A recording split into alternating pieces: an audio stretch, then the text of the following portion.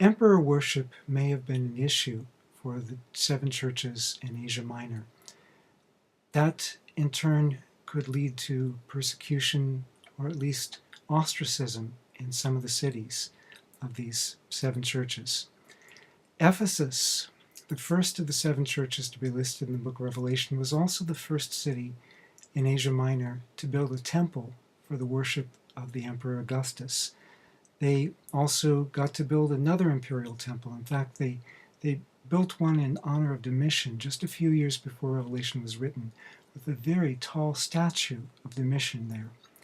And it's not surprising that in Revelation 13 it speaks of people having to worship the image of the beast.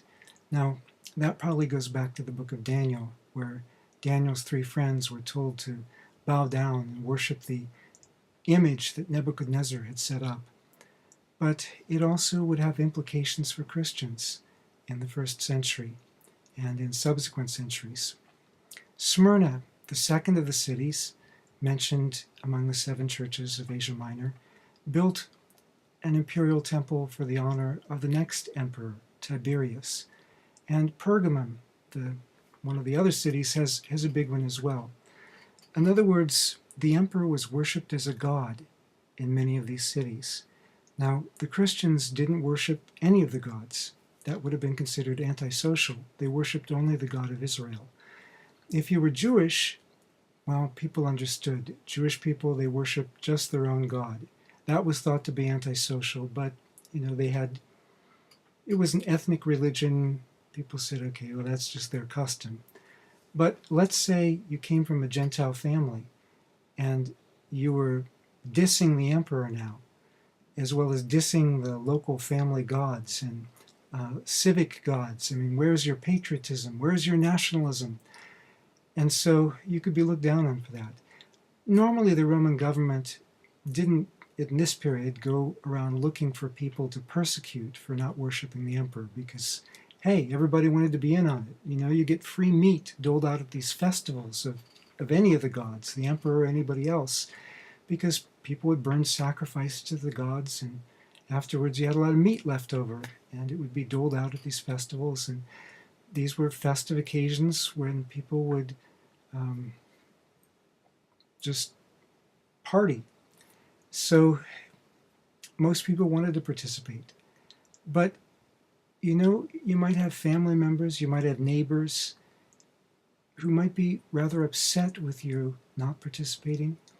And if you had somebody who was an enemy, they might even accuse you to the civic authorities.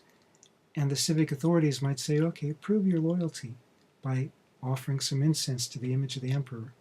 We know that not too long after the book of Revelation was written, maybe a couple decades after this, Pliny, governor of Bithynia, writes to the Emperor Trajan in his epistle 1096 and says, what do I do about these Christians? The temples of the gods are being forsaken.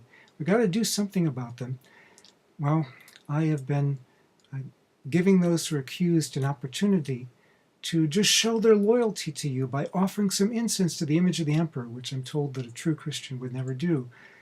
And those who don't offer this incense, because I deem them so arrogant and inflexible, I kill them. So you can see it could cause problems for the Christians in these circumstances. Now, many of the Christians would have been Jewish. Many of the others would have been Gentile believers who still understood their faith as Jewish. That's why they worshipped one God, the God of Israel. That's why they believed in the scriptures of Israel and so forth. But in at least a couple of these cities, in Smyrna and Philadelphia, there seems to have been conflict with the synagogues. That doesn't mean there was conflict everywhere, but in some places, apparently the Jewish believers were kicked out of the synagogues, possibly because, well, ever since the year 70, Rome had imposed a tax on all Jewish people in the Roman Empire, not just those who revolted, but those in Asia Minor who were peace-loving and so on. They had to pay a tax too. Last thing they wanted was trouble in their synagogues. They didn't want people running around saying the Messiah, the King has come, running around saying judgment is coming on the Roman Empire, or things like that. And it's possible that these believers kicked out of the synagogues may then have been more susceptible to being accused because, hey, well, if you're Jewish, it's understood you don't worship the emperor. But if you're not Jewish, if you're expelled from the Jewish community, what's wrong with you that you won't offer incense to the image of the emperor?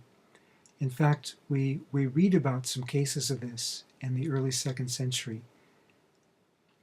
So this may be part of the background of the book of Revelation for at least some of the churches in Asia Minor. A couple of the churches, they are accused of compromising with the values of the world around them, including eating food offered to idols.